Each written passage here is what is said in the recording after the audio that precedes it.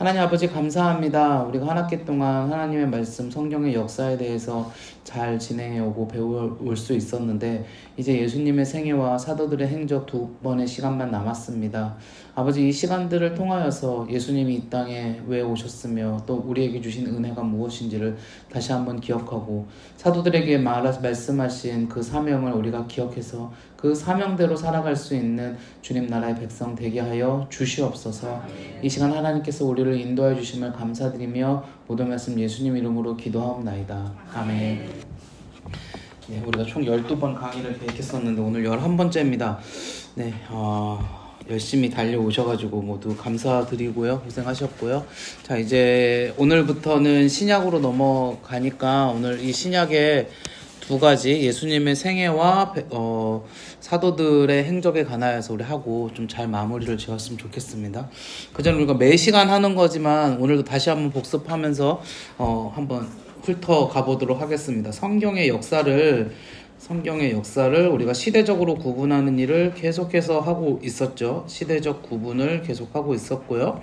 자, 제일 첫 번째 시대가 무슨 시대였죠? 창조시대라고 우리가 부르기로 했었는데 이 창조시대는 어디에 나오냐? 창세기에 나온다라고 이야기를 드렸습니다. 특별히 창세기 1장부터 11장까지의 내용이 창조시대에 관련된 내용이라고 했고요. 여기에는 하나님의 천지창조와 같은 일들, 그 다음에 인간의 타락이 있었고요. 또 노아의 홍수가 있었고요. 그리고 바벨탑 사건까지, 그래서 창세기 1장부터 11장까지가 창조시대였다라고 했습니다. 창조시대가 끝나면 하나님께서 여기서 바벨탑 사건까지 이 죄가 계속해서 커지는 과정이잖아요. 보시면 이 죄가 계속 커지는 과정이에요. 천지창조 때 하나님이 가장 완벽하게 만드셨는데 인간이 타락하고 여기 나와 있지 않지만 중간에 가인의 살인도 있고요. 노아의 홍수도 결국 죄 때문에 벌어졌던 일 아닙니까? 그리고 근데 그게 끝나고 끝인 줄 알았는데 바벨탑 사건까지 죄가 커져가지고 하나님이 더 이상 안 되겠다 하셔서 하나님의 나라를 이 세상 가운데 보여줄 하나님의 나라를 건설해야겠다 그러시면서 한 사람을 선택하시는데 그 사람이 누구였냐면 아브라함이라는 사람이었죠. 그래서 이게 창세기 12장입니다. 창세기 12장부터 이 아브라함이라는 사람부터 무슨 시대가 시작됐다고요? 족장시대. 맞아요. 족장시대가 시작됐다고요. 그 다음에 아브라함의 아들이었던 이삭으로 이어지고 이삭의 아들이었던 야곱으로 이어지는데 야곱이 나중에 하나님을 만나면서 이름이 이스라엘로 바뀌죠. 맞아요. 그래서 야곱이 아들을 12명을 낳았다. 그래서 나중에 그 12명이 12지파의 원조가 되죠. 그리고 나서 이 12명의 아들 중에 한 명이 누구였습니까? 요셉. 예수님의 족보의 아들은 누구였죠? 유다였죠. 유다. 예수님은 유다 지파였죠. 요셉이 아니고 요셉 지파가 아니고 요셉 지파는 나중에 둘로 나뉘는데 에브라임, 므낫세로 나뉘죠. 네, 어쨌든 그래서 이게 창세기 50장까지의 내용이었다. 그래서 창세기가 끝이 이렇게 나면서 요셉의 시대에 어떤 일이 벌어졌어요? 이집트로 갔는데 그때 야곱의 가족 70명이 이주를 했었죠. 그리고 400년 정도의 시간이 흐른 후에 하나님께서 한 명의 지도자를 세우시는데 그 사람의 이름이 뭐다? 모세였다. 그래서 모세 시대라고 우리는 부르죠. 모세 시대에는 크게 두 가지의 일이 벌어졌는데 하나는 뭐였습니까? 출애굽, 애굽을 탈출합니다 해서 출애굽, 그래서 출애굽 시대고 이게 성경의 출애굽기와 그 다음에 레위기가 여기에 포함되는 시절이었다라고 배웠었어요. 자, 그 다음에 출애굽 시대에 출애굽을 해서 이 이스라엘 백성이 바로 가나안에 들어갔느냐? 그러지 못했죠. 어디서 살았습니까? 광야에서 살았어요. 그래서 여기를 광야 시대라고 부르고 이제 너무 잘하시네요. 네, 이때가 성경으로는 어디였다? 민수기와 신명기가 이 광야 시대에 포함되어진다. 자, 모세 시대가 끝나고요. 이제 이 민수기 시대, 신명기 시대까지 끝나고 광야에서 40년을 살았던 이스라엘 백성이 드디어 하나님이 말씀하신 땅에 들어가요. 그 땅이 어디였죠? 네, 맞습니다. 가나안이죠. 그래서 가나안 정복 시대라고 부르기로 했고요. 가나안 정복 시대에 이스라엘을 이끈 지도자, 장군은 누구였다? 여호수아. 그래서 여기에 해당하는 성경책도 뭐다? 여호수아서이다 라고 했습니다.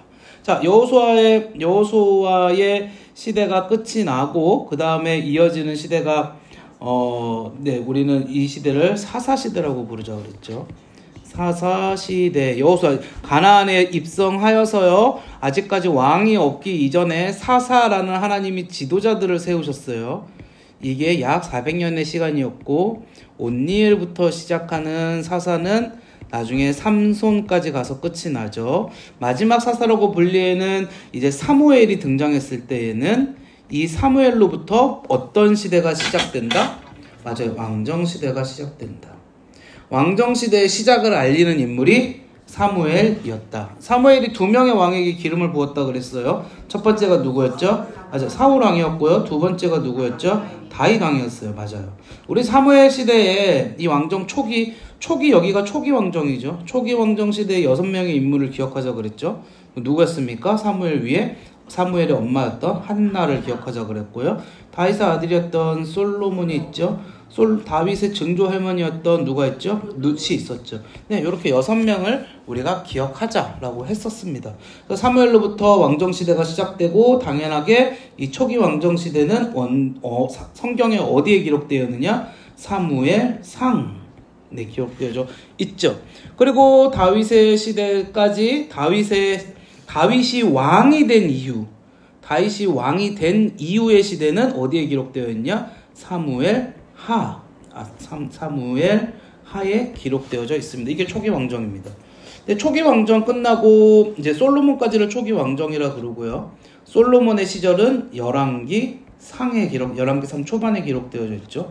그 다음에 이 왕정시대를, 자, 여러분, 왕정시대를 우리가 크게 나눠보면요. 왕정시대를 초기 왕정시대. 그 다음에 초기 왕정시대가 끝나면 뭐로 바로 이어져요? 자, 분열왕국으로 이어지죠. 분열왕국은 누구 때부터 시작됐습니까? 맞아요. 느호보암. 솔로몬의 아들이었던 느호보암의 시절에 느호보암이 남유다가 되고, 자, 북이스라엘의 첫 번째 왕은 누구였죠? 네, 맞아요. 북이스라엘의 첫 번째 왕은 여로보암이었어요. 자, 이게 이제 열왕기 하에 나오는 내용이에요. 열왕기 하, 역대, 상하에 나오는 내용이에요. 자, 그래서 여기는 북이스라엘. 이렇게 나라가 나뉘어졌었죠. 자, 그럼 분열왕국 시대에는 총 5가지의 시기가 있다 그랬어요. 기억하시죠? 분열왕국 시기에는 총 5가지의 시기가 있다. 자, 이게 뭐였을까요? 자, 첫 번째, 남북 경쟁의 시기. 두 번째, 남북 화해의 시기. 세 번째가 뭐였죠? 남북 단절의 시기. 그 다음에 아시리아의 침공. 그래서 어떻게 됐어요? 이때 북이스라엘이 어떻게 됐습니까? 네, 북이스라엘이 멸망했어요. 그리고 나서 북이스라엘이 멸망했으니까 남은 나라가 어디죠? 네, 남유다만의 시절. 요렇게 해서 분열왕국 시절이 있었죠. 그 유명한 화해 시절이 중요했던 북이스라엘의 중요한 왕이 하나 나오죠. 네, 맞아요. 그 중요한 왕이 누구다? 아합이었다. 자, 아시리아의 침공에 의해서 북이스라엘이 멸망했고, 남유다의 시절에는 누가 이 남유다를 계속해서 괴롭혔다? 제국 중에 누구가? 바벨론. 맞아요. 바벨론이 계속해서 이 남유다를 괴롭혔고, 이때 왕이 느부갓네살이라고 하는 왕이 어떻게 했어요? 남유다를 멸망시켰어요. 그래서 사람들이 뭐로 끌려가게 되었었죠? 네, 맞아요. 그래서 사람들이 포로로 끌려가서 이 시기를 우리가 포로 시대라고 부르기로 했어요. 포로로 사람들이 쫙 끌려갔죠. 이게 역대하에 나와 있어요. 역대하에 포로로 쫙 끌려갔어요. 그러다가 언제 이제 아까 바벨론이 멸망하고요. 네, 바벨론이 멸망하고 누구에 의해서 멸망당했죠? 바사라고 하는, 이 바사가 우리가 그 세계사적으로 페르시아라고 하는 나라였다라고 했었죠. 그때에 바사의 한 왕이 등장했는데, 그 왕이 고레스라고 하는 왕 때에 이스라엘이 포로에서 무엇을 하였다? 포로 귀한을 하였다. 그래서 이때를 포로 귀한 시대로 부르자라고 했고요. 이 포로 귀한 시대에 귀한 시대 성경들이 뭐가 있다? 느헤미야, 에스라, 학개 뭐 이런 책들이 다 포로 귀한 시대의 책들이었다라고 이야기를 했었죠. 이게 우리가 이제 지지난 시간에 했었던 내용이고, 그리고 나서 이제 시절이 끝이 나고 무슨 일이 벌어집니까? 예수님이 오시죠. 그런데 성경에 나와 있지 않은 포로 귀환 시기와 예수님이 오시기 전까지의 암흑시대라고 불리는 약 또 400년의 시간이 있었습니다. 이 시간을 우리는 이렇게 부르기로 했죠. 신약과 구약의 중간시대다라고 부르기로 했어요. 그리고 신약과 구약의 중간시대, 우리가 지난 시간에 했었는데 여기에 여러 가지 제국들이 있었다. 제국들에 의해서 혼란스러운 시절이 지속되고 예수님이 오시기 전까지 여러 가지 역사들이 있었는데, 이 제국들은 여기서 이어진 페르시아가 강했던 시절, 그 다음에는 그리스, 헬레니즘이라고 하죠. 헬레니즘 문화라고 하는 그리스의 시절과 그 다음에 어디로 이어졌다? 로마로 이어지는 시절이 있었고, 이 로마의 시대에 누가 태어났다? 드디어 예수님이 태어나셨다. 그래서 신약으로 이제 넘어온 거예요. 신약은 이제 오늘하고 다음 주에 할 건데 크게 두 가지밖에 없죠. 첫 번째 예수님의 생애, 이제 오늘 예수님의 생애에 대해서 해봅시다. 두 번째는 뭐였습니까? 사도들의 선교. 네, 사도들의 선교. 이렇게 두 가지 시대를 나눠서 볼 수 있다. 자, 이러한 그 역사의 큰 흐름을 넘어서 이제 누가 오시는 거예요? 예수님이 이 땅 가운데 오십니다. 자, 우리가 근데 이 예수님의 생애를 할 때에는요, 우리가 이 예수님의 생애를 할 때 우리가 좀 기억해야 될 부분이 있는데, 우선 성경이 무엇을 기록하고 있느냐? 예수님의 탄생을 기록하고 있죠. 예수님의 탄생. 탄생 다음에 나오는 게 예수님의 당연히 유년 시절에 대한 이야기가 잠깐 나오고요. 그 다음에 예수님이 사역하시기 사역 준비 기간이 나옵니다. 이거 그냥 한번 들으세요. 여기 이제 계속 할 거예요. 예수님의 생애를 한번 일단 제가 큰 줄거리를 먼저 불러드리고 자세하게 보려고요. 자, 그리고 나서 이제 예수님의 생애가 좀 복잡해지는데, 이걸 어떻게 보셔야 되냐면, 이제 크게 이제 두 가지로 보시면 좋아요. 어떻게 보시냐면, 첫 번째, 갈릴리 사역.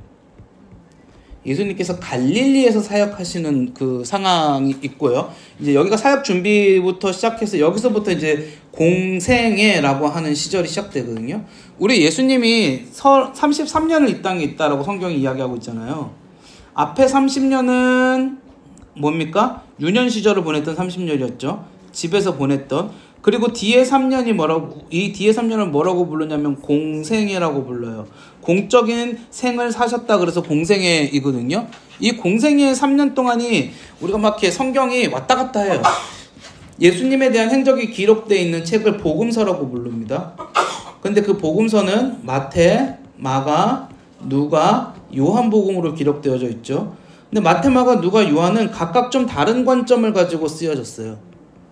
그러면 성경이 왜 이렇게 왔다 갔다 해요? 그게 아니라 다른 관점으로 쓰여졌기 때문에 우리가 더 많은 예수님에 대해서 풍부하게 알 수 있는 거예요. 다른 관점으로 쓰여졌지만 이 예수님에 대해서는 놀랍도록 일관성을 가지고 쓰여져 있기도 하거든요. 어쨌든 간에 여기에 쓰여져 있는 예수님의 생을 좀 시간 순서별로 정리를 해보면, 여기 표를 만들어 드렸는데 이 표를 잘 보실 수 있으면 좋겠지만 106페이지부터 110페이지까지 나와 있는 이 표를 통해서 우리가 예수님의 생애에 대해서 배울 수가 있습니다. 네, 그렇게 보시면 되고요.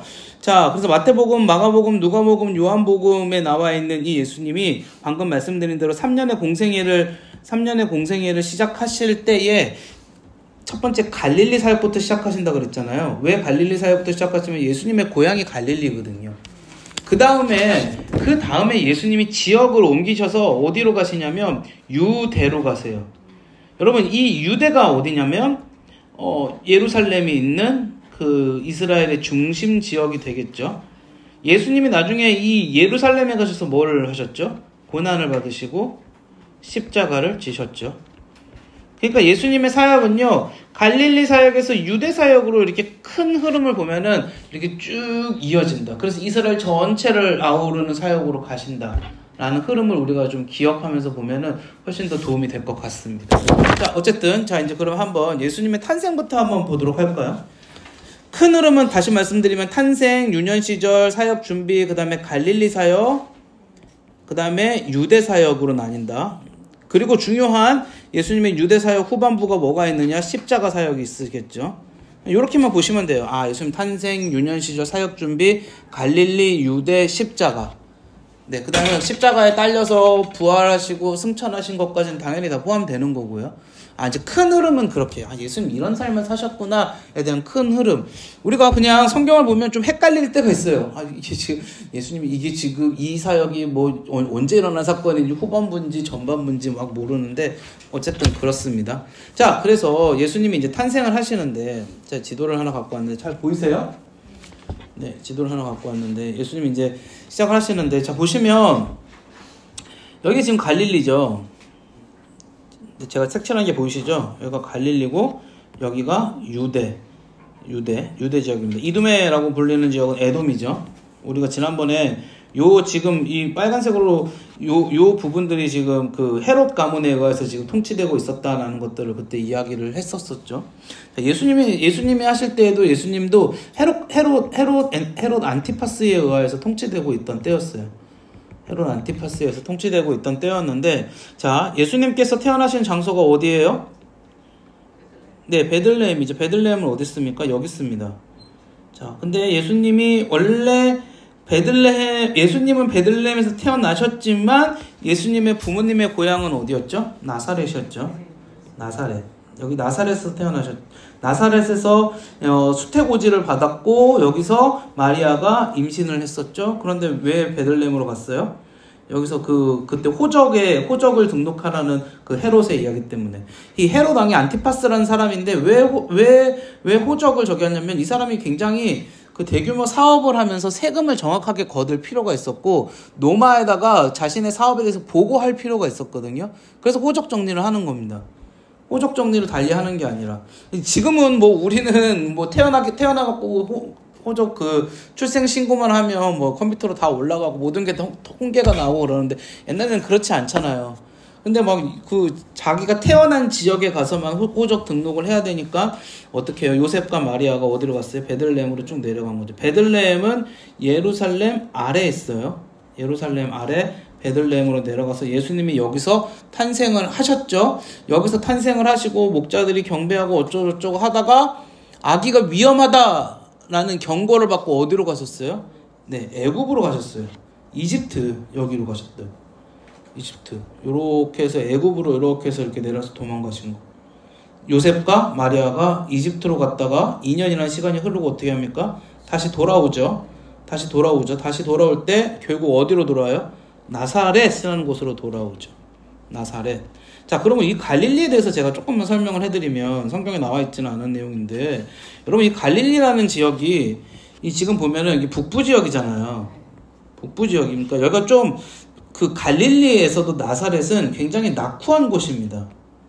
근데 이때 지역적인 특징이 하나 있는데 나사렛 위에 여기 점 찍혀 있는 여기를 보면 여기가 세포리스라고 되어져 있죠.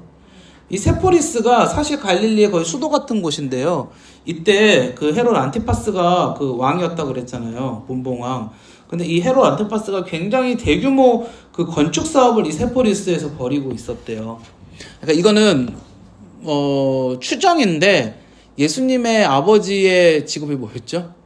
네, 목수였죠. 아마 이 나사렛과 세포리스는 굉장히 가깝잖아요, 거리상으로. 그래서 아마 여기서 목수의 일을 하지 않았을까? 라고 그냥 추정을 해요. 뭐 그게 중요한 건 아닌데, 네네. 근데 여기서 그 당시 예수님의 유년기를 보냈을 때 엄청나게 대규모 건설 사업이 벌어졌다 그러더라고요. 그래서 여기서 하지 않았을까? 네, 이게 뭐 목수라 그래가지고, 여러분 우리는 목수라고 하면 나무 짓고 이런 걸 목수라 그러는데, 근동에서는 나무로 뭐 만드는 게 목수가 아닌 거 알고 계시죠? 근동에서는요, 나무로 뭘 만드는 것보다 목수보다는 석공의 의미가 좀 더 큽니다. 네, 여기 근동 이쪽 지방에서는요, 목수보다는 석공의 의미가 좀 더 많다고 합니다. 네네네. 우리처럼 나무 가지고 뭐 집 짓고 이런 게 아니라, 여러분 여기 생각해보세요. 여기 나무 별로 없어요. 네, 이 지역 자체가 나무 별로 없는 지역이에요. 흙 가지고 뭐를 여기 저도 성지순례 안 가봤지만 사진 같은 거 보면, 우리나라는 다 나무로 집 져놓으니까 목수하면 나무로 집 졌다고 하는데, 거긴 보면 다 흙과 돌로 집 지어놨지, 무슨 나무로 집을 지어놨습니까? 목수가 우리 같은 그런 개념이 아니라 약간 석공의 개념에 좀 더 가까워요. 네, 이쪽은. 아무튼 예수님의 아버지가 그랬죠. 그리고 보면 여기가 지금 갈릴리 호수, 우리가 그렇게 이야기하면 갈릴리 바다처럼 커서, 네, 이 갈릴리 바다라고 불리는 지역이 요 지역인데, 요게 그냥 지도상으로 봤을 때는 별로 안 크네 하지만, 사실은 물이 지금 이 정도 있다는 거는 사실 굉장히 큰 넓은 지역이죠. 그래서 갈릴리는 이 호수를 중심으로 많은 산업들이 발달이 돼 있었고, 갈릴리는 곡물, 그러니까 우리나라 쌀 이런 건 말할 것도 없고, 이런 것들이 발달된 지역은 아니었고요. 올리브, 포도, 이런 것들이, 그러니까 지금 성경에도 계속 보면 포도주 만들고 이런 것들이 여기 다 나오잖아요. 나중에 예수님이 가나의 혼인잔치에서 포도주 만드시고 이러잖아요. 요런 것들이 발달된 지역이 여기였다. 그냥 그런 배경들로만 좀 알아놓으면은 좋을 것 같아요. 유대에서 농사가 잘 되는 지역은 어디다? 이쪽이죠. 지난번에 제가 지리할 때 한번 말씀드렸었죠. 이쪽이에요. 이쪽이 그나마 그런 것들이 나오는 거고요. 여기 위에는 대부분 올리브, 포도, 이런 그냥 어떤 주식의 작물보다는 그런 작물들이 많이 나오는 곳이었다. 그러다 보니까 문제가 뭐예요? 가난할 수밖에 없었는데, 그러니까는 좀 이렇게 밀이 많이 나오고, 쌀이 많이 나오고 이러는 지역이 잘 살겠습니까? 올리브, 포도 이런 게 나온 게 잘 살겠습니까? 그럴 수밖에 없겠죠. 근데 헤롯 가문이 여기다가 도시를 만들면서 뭐를 하냐면은, 이 도시를 만들면서 여기를 지금 뭐 하고 있냐면요. 이쪽에, 여기가 보면은, 여기 그 유명한 두로, 시돈, 이쪽 더 위로 올라가야지. 이 위쪽이 두로와 시돈 이런 데거든요. 거기 엄청난 해안 도시잖아요. 여기 지금 해안 도시들이 있는 거 아니에요. 여기하고 여기를 이렇게 잇는 거예요.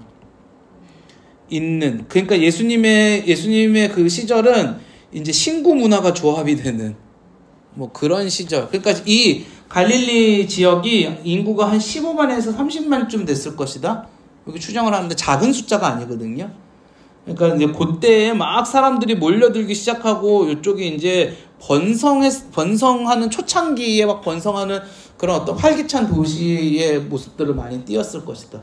이게 뭐가 중요합니까? 예수님이 거기서 거기도 보면 5,000명 가지고 5,000명을 먹이시고 7,000명을 먹이시고 이런 것들이 나오는데, 남자만 5,000명이기 때문에 엄청난 그렇게 인구가 많이 이 당시에 2,000년 전인데 사실 그렇게 없죠. 근데 이게 지금 거짓이 아니라는 게, 이 지역이 이제 떠오르는 그런 지역이었다라는 것이죠. 근데 나사렛은 그 중에서도 깡촌이다.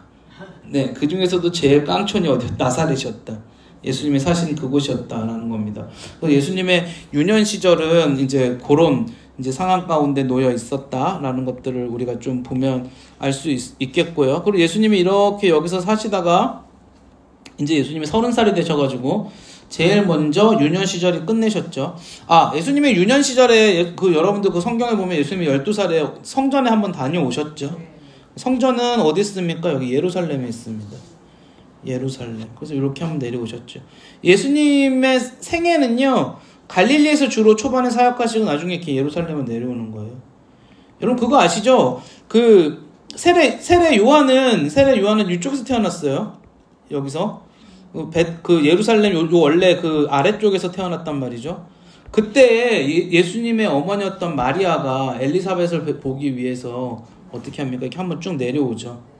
네. 그때 산악길을 따라서 한번 내려왔다고 올라갔던 그 기억이 있죠. 네. 그렇습니다. 그래서 예수님의 사역의 주된 이 경로는 이쪽이었다라는 걸 우리가 기억하시면 되고요. 그렇게 해서 이제 예수님의 유년 시절이 끝이 나고 성장하시고 예수님이 세례를 받기 위하여서 내려오시는데, 다음 지도를 보면 여기가 이제 예수님이 세례 받기 위해서 오시는 거예요. 자, 여기 지금 나사렛에서 예수님이 이렇게 쭉 오면 요한이 세례를 받던 장소이고요. 그다음에 예수님이 요한에게 세례를 받았던 곳, 여기서 이제 예수님이 세례를 받으셨을 것이라고 추정을 하죠. 제가 맨날 지도를 그릴 때, 그 이스라엘 지도를 그릴 때 그냥 쉽게 그리면 이렇게 그리잖아요. 이게 이제 갈릴리, 이게 사해, 그리고 이게 요단강을 표현한 거죠. 그걸 지도로 보시면, 자, 여기 보시면 갈릴리로부터 시작해가지고 여기가 사해고요. 여기가 사해고요. 그 다음에 요렇게 내려오는. 자, 근데 이게 이제 역사적인 건데, 그 이스라엘 그 이제 신구약 중간 시대에 하나님 그 여러 가지 바리새파와 같은 하나님 앞에 경건하게 행하려고 하는 파들이 많이 드러났었다 그랬잖아요. 그 중에서 이제 사두개파의 일부가 그 지난주에 막 동굴 같은 데 들어가서 뭐 거룩하게 살려고 노력하고 했다라는 것들 기억나시나요?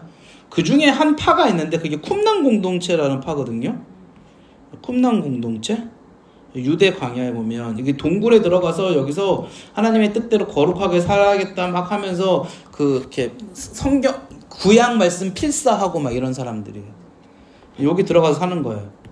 네. 근데 이 사람들이 지금 보면은 이 사람들의 장소하고 요한의 장소가 멀지 않거든요. 요한이 쿰난 공동체의 일부였을 확률이 상당히 높다고 하고요. 아마도 영향을 많이 받았을 거라고 보고 있습니다. 네, 영향을 많이 받았을 거라고. 이게 뭐 잘못된 게 아니고 그 사람들이 성경 말씀을 되게 깊이 있게 연구하고 했던 사람들이기 때문에 요한이 하나님의 말씀을 굉장히 잘 알거든요. 그런 것들을 영향받지 않았을 거라는 것들을 이렇게 보고 있습니다. 어쨌든 세례 요한으로부터 예수님이 세례를 받으시고 나서 여기서 예수님의 세례를 받으시고요. 어디로 옮기십니까? 유대 강야. 여기 어딘가쯤 될 것 같아요. 정확하게 어딘지는 몰라요. 여기 요쯤 어디에서 예수님이 뭘 하셨죠? 시험 받으셨죠. 며칠 동안? 40일 동안. 예수님이 요쯤 어딘가에서 이 유대강야 어딘가에서 시험 받으셨죠. 40일 동안 시험을 받으시고 그 다음에 어떻게 하십니까? 다시 복귀하셔요. 다시 쭉 복귀하셔가지고 이제 여기서 사역을 시작하신 건 아니에요. 근데 이제 예수님의 공생의 사역 준비 기간이었잖아요.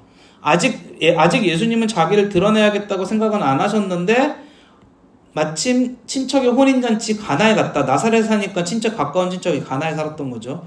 거기서 포도주가 떨어졌다는 소식을 들으시고 예수님이 처음으로 이적을 베푸시며 자신이 누구신지를 보여주신 겁니다.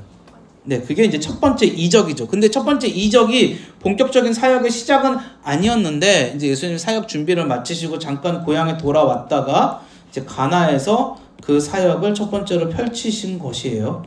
자, 그리고 나서 이제 본격적으로 사역이 시작되는데 여기 지금 책에 보면 107페이지 보면 초기 유대 사역이라고 나와 있잖아요. 네, 초기 유대 사역. 잠깐 이제 여기 왔다가 가나에서 그 사역을 하시고 다시 내려가셔서 요한을 만나시는 그런 시간들이 잠깐 있어요. 그때 니고데모도 만나고요. 네. 이제 이거는 아직 사역을 제대로 시작하신 건 아니고, 네. 그리고 나서 올라오셔서 진짜 사역은 어디서 하셨다? 갈릴리에서 시작하셨다. 갈릴리에서. 그래서 성경에서 보여주는 예수님이 유대에 내려가는 장면은 총 3번이 나옵니다. 예수님의 유년 시절 12살에 나오고요. 총 4번이 나옵니다. 그 다음 예수님이 세례를 받으실 때 한번 나오고, 세례를 받으실 때, 그 다음 한번 올라갔다가 다시 예수님이 초기 유대 사역을 한번 하시고, 그 다음에 이제 나중에 오셔서 여기서 십자가를 지시죠. 네, 이렇게 총 4번 나옵니다. 예수님이 이 유대로 내려오셨던 장면들이 이렇게 총 4번이 나옵니다. 큰 줄기로 보자면요. 그냥 오늘은 이거 다 외우려고 그러면 힘드시니까 저희도 외우진 않거든요. 그냥 한번 예수님의 생애의 흐름을 따라가 보시는 거죠. 네, 그렇게 해서 예수님이 이제 갈릴리로 오셨고 사역을 시작하시는데 갈릴리의 지도를 갖고 왔나? 네, 여기 있네요. 자, 갈릴리 바다를 보시면 자, 여기가 벳세다라고 하는 곳이 있죠. 벳세다에서 그 예수님이 갈릴리 사역을 시작하시면서 이 나사렛에서 배척을 받으세요. 나사렛에서 배척을 받으시면서 예수님이 이제 여기서 이제 이동을 하고 움직이시거든요. 움직이시다가 벳세다에 가는데, 이 벳세다가 누구의 고향이냐면 베드로, 안드레, 그리고 빌립이라고 되어져 있는데, 베드로하고 안드레의 고향이었다라는 라는 것은 베드로의 동생이었던 시몬과 안드레의 동생이었던 요한의 고향이기도 했겠죠. 그래서 예수님이 여기서 제일 먼저 4명의 제자를 부르십니다. 그게 누구였냐면 베드로, 안드레, 시몬, 요한. 요 4명이 이 벳세다에서 좀 불리고요. 그 사람들이 데리고 온 사람이 누구였어요? 친구 빌립이었어요. 빌립. 그래서 이제 가장 초창기에 예수님의 제자가 베드로, 안드레, 시몬, 요한이 되고 그 다음에 빌립이 되는 거예요. 예수님의 제자 한번 정리 살짝 해볼까요? 예수님의 제자 12명. 가장 유명한 제자가 베드로였죠. 그 동생 시몬, 야고보가 있었고요. 세베대의 아들이죠, 이 사람들은. 네, 요한이 있었고요. 요한은 또 나오죠. 그 다음에 빌립, 바돌로메, 도마, 마태는 그 사복음서를 쓴 사람 중에 유일하게 예수님의 제자였습니다. 야고보, 다데오, 시몬, 또 시몬이 있고요. 그 다음에 가룟유다는 예수님 배신한 사람이었고요. 가룟유다 대신에 뽑힌 사람이 누구였죠? 예수님이 부활하시고 승천하신 이후에 직접 나타나셔서 사도로 세운 사람은 누구였죠? 바울. 이름이 사울에서 어떻게 바뀌었어요? 바울로 바뀌었죠. 네. 중요합니다. 네, 중요합니다. 네. 이렇게 돼서 예수님이 사역을 시작하실 때 여기서 벳세다에서 제자들을 부르시고요. 그 다음에 예수님이 여기서 이제 돌면서 여기를 이제 순회하시면서 사역을 많이 하셨어요. 1차 갈릴리를 순회하시면서 사람들을 만나시고, 예수님이 사역하실 때 주로 하셨던 일이 뭐냐면 하나님의 나라를 전파하시는 일. 하나님의 나라가 어떤 건지를 설명하시는 일을 많이 하셨고요. 왜 하나님의 나라를 설명할까요? 예수님이 하나님의 나라를 설명하시는 이유가 뭘까요? 예수님이 설교하시는 내용 보면 천국은 무엇이니 너희는 천국은 이렇게 말씀 많이 하시잖아요. 왜냐면 예수님이 이 땅에 오셔서 하는 일은 뭐였냐면 하나님의 나라를 세우는 거예요. 무슨 말이냐면, 여러분 우리가 이제 성경의 역사 전체를 다 했으니까 성경의 역사에서 하나님이 창조 시대에 세상을 창조하였는데 처음부터 인간의 타락이 시작됐고 가인의 살인이 있었고, 아까 했던 부분인데 가인의 살인이 있었고, 노아의 홍수가 있었고, 노아의 홍수가 끝인 줄 알았더니 바벨탑 사건까지 있었죠. 그러면서 하나님이 아브라함이라는 사람을 부르셨어요. 그러면서 족장시대가 시작됐는데 이 아브라함을 부르신 이유가 뭐였다라고 제가 계속 설명을 드렸죠. 타락한 세상에서 하나님의 나라 사람에 대한 롤모델을 삼기 위하여서.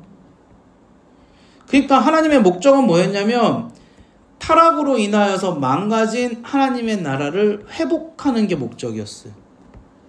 이해되시죠? 예수님이 이 땅에 오신 목적이 뭐냐면 하나님 나라의 완전한 회복이에요. 아브라함으로 인하여서 이 땅 가운데 믿음이 무엇인지, 왜 믿음으로 살아야 되는지를 보여주셨어요. 그러나 아브라함도 사람이기 때문에 완벽하지 않았고, 아브라함으로 인하여서 세운 이스라엘이라고 했던 나라도 죄로 인하여서 실패했죠. 이제 더 이상의 실패를 하면 안 되는 상황에서 이 실패를 하지 않고 꼭 성공할 수밖에 없는 사람 누가 오는 거예요? 예수님이 오시는 거예요. 그래서 그 예수님이 이 땅에 오셔서 주로 하셨던 일이 뭐였다? 첫 번째, 하나님 나라에 대한 전파. 하나님 나라를 전파하고 하나님 나라를 소개하고 하나님 나라에 대해서 사람들한테 알려주는 거예요. 자, 이 말은 무슨 말이냐? 예수님이 오심으로 인해서 하나님 나라의 회복이 시작되었다라는 걸 알려주는 거예요. 자, 그러면 시작이 되면 완성이 되는 때가 있겠죠? 그때가 언제일까요? 맞아요. 창조시대 이후로 타락하면서 하나님의 나라가 망가졌어요. 그래서 하나님이 이 하나님의 나라를 세우는 시초를 보여주기 위해서 아브라함을 불렀어요. 근데 이것도 실패했어요. 그래서 예수님이 오셨어요. 예수님이 초림으로 인하여서 하나님의 나라가 시작되었다라고 이야기하고요. 예수님이 다시 재림하실 때 하나님의 나라가 어떻게 된다고요? 완성된다고. 예수님 다시 재림하실 때 하나님의 나라가 완성된다. 이게 상당히 중요한, 성경에서 되게 중요한 교리입니다. 성경에 되게 중요한 교리. 그래서 우리가 그때까지 우리의 목표는 무엇이냐? 그때까지 하나님 나라의 회복을 위하여서 한 명의 그리스도인으로서 살아가는 게 우리 그리스도인의 목적이에요. 상당히 중요한 목적인 거죠. 예수님은 이 땅에 오셔서 하셨던 내용이 뭐였어요? 하나님 나라를 전파하시는 일을 계속 하셨고요. 그 다음에 이제 쭉 시간이 흘러요. 이 하나님 나라를 전파하시면서 뭐 하냐면 병자들을 치유하시고 하나님의 이적을 보이시고 계속 그 이적을 보이시면서 하나님 나라는 어떤 곳이다, 하나님은 어떤 분이다, 너희는 이렇게 살아라 라고 하는 게 사실은 다 하나님 나라의 회복과 관련이 있어요. 그게 지금 보면은 갈릴리 1차 사역을 통해서 하시고 또 갈릴리 2차 사역을 통해서 하시고 갈릴리 3차 사역을 통해서 하시고 그 다음에 109페이지 가보시면 후기 유대 사역, 베레아 사역이라고 나오는 거는 예수님이 갈릴리에서 유대로 내려가시는 그 과정이거든요. 그 과정들을 통하여서도 예수님이 계속해서 말씀하세요. 계속해서 하나님 나라에 대해서 말씀하시고 하나님 나라 어떤 곳인지 사람들을 치유하면서 병자들을 치유하시면서 계속해서 보여주시고 예루살렘에 가셔서 드디어 뭐 하시는 거예요? 십자가를 지러 가시는데 예수님이 예루살렘에는 알고 가셨죠. 본인이 십자가를 질 거 알고 가셨죠. 근데 예수님이 왜 그럼에도 불구하고 십자가를 지시냐면 그걸 해야지 하나님 나라의 완성이 시작되니까. 하나님 나라의 회복이 예수님의 십자가 사역으로 말미암아서 완전하게 시작이 되기 때문에 예수님이 십자가 사역으로 걸어 들어가시는 거죠. 좀 이해가 되시죠? 정리를 해보면 우리 예수님의 삶을 다시 한번 정리를 해보면 예수님이 이 땅에 탄생하셔서는 어디서 먼저 탄생하셨어요? 유대 지역에서 탄생하셨죠. 유대 지역에서 탄생하셨다가 애굽으로 잠시 넘어가셨죠. 피신하셨죠. 그랬다가 다시 돌아간 게 갈릴리 지역이었어요. 갈릴리 지역에 특별히 예수님의 고향이 어디라고요? 나사렛이라는 곳이었다고요. 이 나사렛에서 사역을 시작하는데 예수님이 처음에 사역 시작하자마자 고향에서 배척당하시죠. 그래서 근거지는 가버나움으로 옮기세요. 그러면서 예수님이 이 갈릴리라고 했던 이렇게 생겼던 호수를 순회하시는 거예요. 순회한다는 걸 도시는 거죠. 이게 보면 성경에 총 3차 순회가 나와요. 갈릴리 지역을 이렇게 순회하시면서 도시면서 예수님이 복음을 전파하시는데 예수님의 복음 전파의 주된 내용은 무엇이었다? 하나님의 나라였다. 하나님의 나라의 회복. 이게 성경의 전체 역사와도 연관이 된다. 하나님 나라의 회복과 연관이 된다. 그래서 예수님이 주로 하셨던 일이 병든 자들을 치유하시고 그 다음에 또 뭐예요? 귀신 들린 자들을 치유하시고. 자, 여러분 보세요. 귀신 들린 자들의 치유, 병든 자들의 치유, 이게 다 뭐냐면 하나님의 나라와 멀어졌기 때문에, 사탄의 나라와 가까워졌기 때문에 벌어지는 일들이에요. 그냥 치유하시는 게 아니라 이게 지금 다 죄하고 관련돼 있는 것들이거든요.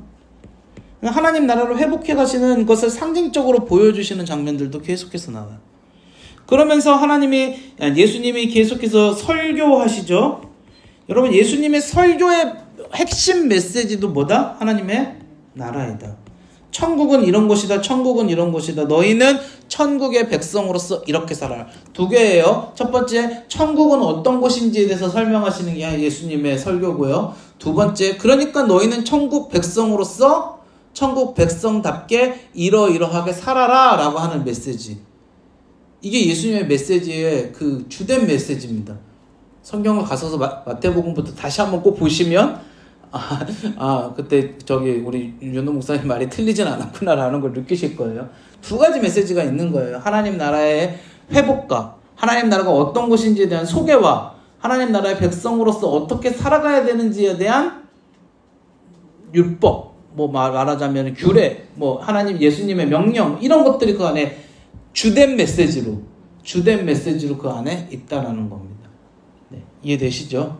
네, 그렇게 해서 예수님의 그 하나님 나라의 회복의 시작은 예수님의 뭐였다? 십자가. 예수님의 십자가로, 그래서 예수님의 사역이 예수님의 십자가로 어떻게 된다? 귀결된다. 결국 예수님의 사역이 예수님의 십자가로 귀결이 되는 거죠. 자, 예수님의 십자가는 약 일주일 동안의 어떤 행적들이 있죠. 일주일 동안 행적들이 있습니다. 원래 예수님이 언제 잡히셨죠? 금요일 밤에 잡히셨죠? 예수님이 금요일 밤에 잡히셔서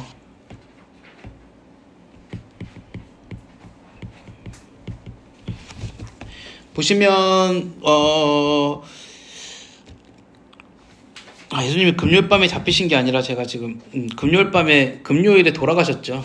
금요일에 돌아가시고, 네, 제가 지금 조금 헷갈렸습니다. 네. 금요일에 잡히셔서 금요일에 돌아가셨죠. 네, 금요일에 잡히셔서 금요일에 돌아가시고 토요일 지내시고 주일에 부활하셨습니다. 원래 이스라엘을 지켰던 때는 안식일이라고 해서 토요일이었습니다. 그리고 나서 우리는 지금 주일을 기념하는 이유는 뭡니까? 예수님의 부활을 기념하는 거예요. 주일을 기념하는 이유는 예수님의 부활을 기념하는 거예요. 옛날에 제7일 안식교들이 이거 가지고 되게 얘기 많이 했어요. 자기들이 왜 안식일에 예배를 드리는지, 안식일이 타당하다라고 막 와가지고 막 혼란스럽고 있는데, 저 어렸을 때 저 집에 혼자 있는데도 제7일 안식교가 와갖고 막 설명을 하는데 제가 그때 뭐가 뭔지 모르니까 그냥 그때는 착했거든요. 지금 안 착한데 네 하다가 그냥 그 사람들 갔던 기억이 있어요. 네, 예전에 그 사람들 집에 되게 많이 왔던 것 같아요. 근데 요즘은 되게 별로 안 오더라고요. 네, 좀 왔으면 좋겠는데. 오면 잘할 수 있는데 제가 오히려 요즘 오면은 이렇게 잘할 수 있는데 그 사람들이 되게 영적으로 민감한가 봐. 안 와. 네, 신학교 가는 이후부터는, 신학교 초반에 아무것도 모를 때는 잘 만나더만, 네, 이제는 잘 안 만나는 것 같아요. 어쨌든 네, 예수님이 십자가를 지셨던 그 이유가 뭐였습니까? 예수님이 십자가를 지신 이유? 예수님의 자세한 행적은 나눠드린 이 표를 한번 참고해 보세요. 이거 표 힘들게 만들었어요. 꼭 한번 보세요. 네, 표를 한번 참고해 보세요. 예수님이 십자가를 지신 이유는 무엇이었습니까? 죄사함 때문이었죠. 죄사함. 여러분, 이 십자가가 굉장히 잔혹한 형벌이었잖아요. 근데 이게 당시에 로마 제국 시대를 살아가고 있었던 사람들한테는 이 십자가가 굉장히 뭐라 그럴까요? 인상적인 형벌이었대요. 왜 인상적인 형벌이었냐면, 예수님이 오시기 한 5, 60년 전, 정확히 기억나요? 3, 40년인가 5, 60년 전에 로마 제국에 반란이 일어나거든요. 로마에 반란이 일어납니다. 그 로마에 어떤 반란이 일어나냐면, 로마에 그 노예들이 반란을 일으켜요. 이거 드라마로도 만들어지고 했는데 너무 조금 선정적인 드라마가 돼가지고 스파르타쿠스라는 이게 어떤 노예들이냐면 검투사들이에요. 검투사들 한 300명이 로마에 반란을 일으켰답니다.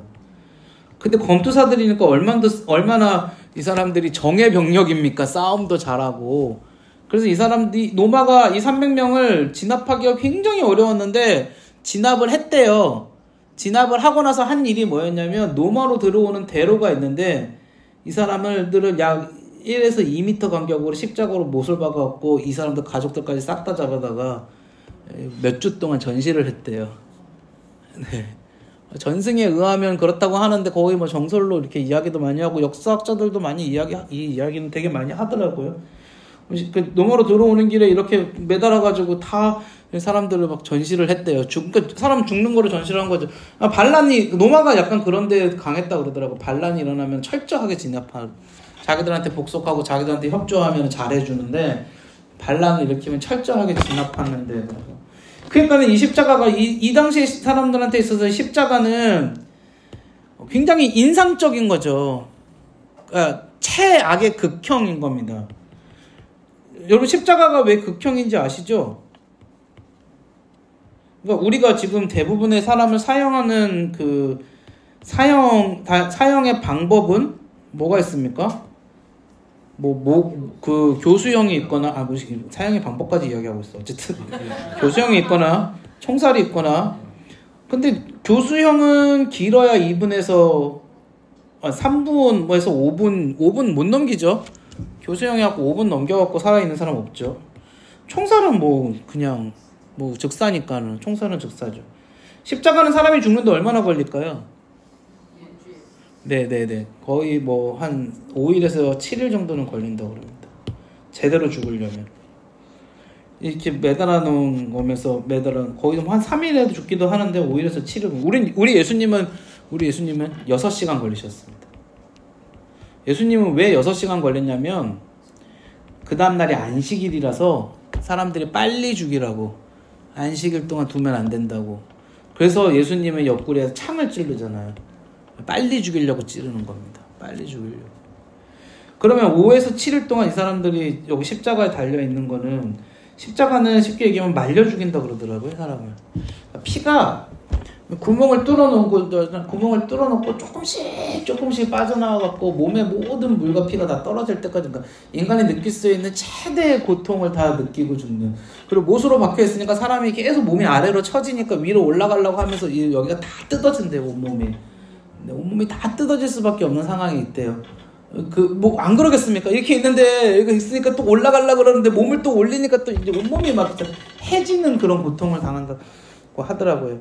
네, 그래서 이제 예수님이 십자가에서 죽으셨다라는 것들이 이 당시에 가장 잔인한 극형을 받았다라는 것이거든요. 왜 그럼 예수님이 극형을 받으셔야만 했는가? 죄가 그만큼 무섭다라는 걸 보여주는 거죠. 죄가 그만큼 무섭다. 우리 죄를 대신해서 예수님이 십자가를 지셨다고, 하나님이 선택하셨던 가장 처절하지만 가장 최악의, 가장 처절하지만 가장 사랑의 결정이 십자가였다라는 것이죠.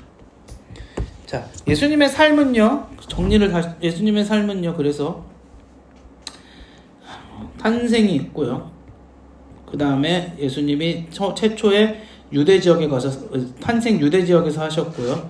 그 다음에 애굽으로 피신하셨다가 다시 갈릴리로 가셨죠. 갈릴리에서 순회 전도를 하시다가 십자가를 위해서 어디로 행하십니까? 유대로 가시죠. 그 중에 가는 길에 사마리아에 들리시고요. 뭐 이런 일들이 있었고, 유대에서 십자가에서 죽으셨습니다. 무슨 요일에 죽으셨다고요? 네, 금요일에 죽으셨다고요. 그리고 며칠 만에, 3일 만에 부활하셨는데 그게 주일이에요. 그래서 우리가 주일을 지키는 거예요. 여러분, 우리가 주일을 지키는 이유는 주님의 날이잖아요. 예수님의 부활을 기념하는 겁니다. 예수님의 부활을 기념하는 날이 주일입니다. 그리고 예수님이 이 땅에서 40일을 보내시다가 어떻게 하셨죠? 승천, 하늘로 올라가셨다. 승천하셨다. 이게 예수님의 삶이시죠. 정리. 예수님은 그래서 이 땅에서 크게 두 가지 일을 하셨다. 첫 번째는 하나님 나라의 회복을 하셨다. 하나님 나라의 회복을 위해서 하나님 나라를 전파하시고, 죄로 인하여서 고통받는 병든 자들, 귀신 들린 자들을 치유하시는 일을 하셨다. 이게 예수님이 하셨던 공생의 기간의 사역이고요. 두 번째, 예수님이 이 땅에서 하셨던 또 한 가지 일은 십자가를 지셨다. 이거는 하나님 나라의 완전한 회복을 위하여서 죄의 문제를 스스로 감당하시고 죽으신 것이다. 그래서 예수님의 사역의 중심은 하나님 나라의 회복이었다라는 것까지 우리가 좀 기억하면 좋을 것 같습니다. 제가 오늘 일부러 이 하나님 나라의 개념을 좀 예수님은 하나님 나라의 일부가 아니라 예수님은 하나님 나라 그 자체시죠. 사실 예수님이 하나님이시니까 하나님 만드신 세상을 하나님이 회복하시는 거예요. 근데 이 좀 하나님 나라의 이 관념이 조금 어려운 거긴 한데, 우리에게 여러분들 신앙생활 하시면서 상당히 되게 중요한 거기도 합니다. 이것들을 잘 모르고 사세요. 그래서 그리스도인의 삶의 목적이 무엇인지도 자꾸 헷갈리고 흔들리고, 뭐 내가 기도해갖고 복 받고 뭐 여러 가지 우리 자녀들 잘 되고 맨날 이것들만 생각하면서 막 살아가는데, 사실 그런 게 아니에요. 사실 우리 삶의 목적은 그런 게, 예수님 따라서 살아가는 게 우리 삶의 목적이지 않습니까? 우리 삶의 목적은 하나님 나라의 회복을 위해서 하는 거예요. 그래서 우리가 거룩하게 살아가야 되는 거예요. 하나님 나라의 회복은 인간들이 예수님을 많이 믿고 그리스도인들이 많아진다고 해서 이루어지는 게 아니에요.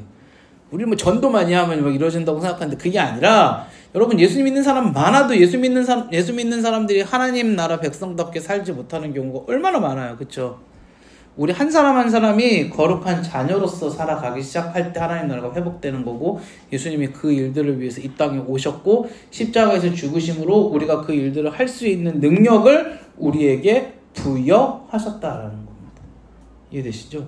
네. 그래서 우리가 이 예수님의 생애가 우리에게 주는 의미를 다시 한번 좀 오늘 기억하고 오늘 이 시간을 마무리하려고 합니다. 오늘도 고생하셨고요. 네, 예수님의 생애에 대해서 전반적인 것을 한번 훑어봤는데 조금 많이 오늘 조금 저는 좀 개인적으로 좀 아쉽네요. 조금 더 자세하게 예수님의 생애에 대해서 이렇게 조금 깊이 있게 사건별로 이렇게 좀 말씀 나누면 좋았을 뻔했는데 너무 오늘 큰 굵직한 것만 잡아도 한번 꼭 집에 가셔서 그 마태마가 누가 요한복음 한번 읽어보시고요.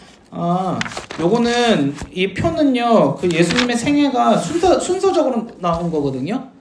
네, 최대한 순서적으로 배열했거든요.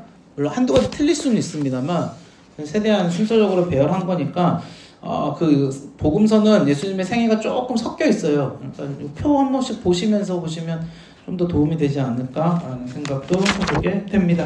오늘도 고생하셨고 기도하고 마치겠습니다. 하나님 아버지 감사합니다. 오늘도 우리가 주님 앞에 나와서 함께 예수님의 생애에 대해서 배울 수 있게 하시니 감사드립니다. 예수님의 생애를 통하여서 회복되어졌던 하나님 나라를 기억하면서 우리도 하나님의 나라를 회복시켜갈 수 있는 주님의 백성들이 되게 하여 주시옵소서. 감사드리며 예수님의 이름으로 기도하옵나이다. 아멘. 감사합니다.